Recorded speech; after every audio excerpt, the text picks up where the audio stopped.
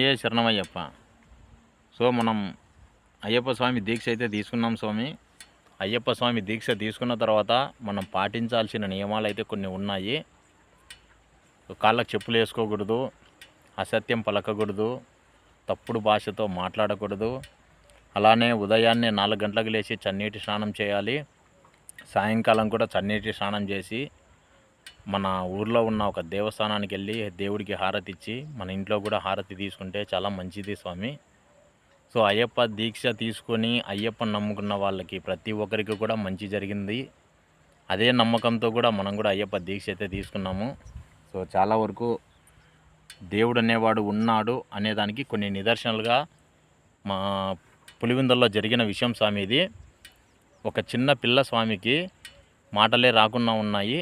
ఆ స్వామిని నమ్మి వాళ్ళు కంటిన్యూగా అయ్యప్ప స్వామి దీక్ష తీసుకోవడం వలన ఆ స్వామికి మాటలు రావడం అనేది జరిగింది. ఈ నమ్మకం అయితే నేను కళ్ళారా చూశాను స్వామి.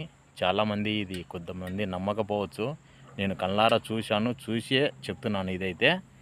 సో దేవుడిని నమ్మితే మనకంతా మంచిగా జరుగుతుందని మనం నమ్మాలి. ముఖ్యంగా మనం నమ్మి ఏ పని చేసినా కూడా మన వెంట ఎప్పుడు దేవుడు ఉంటాడు.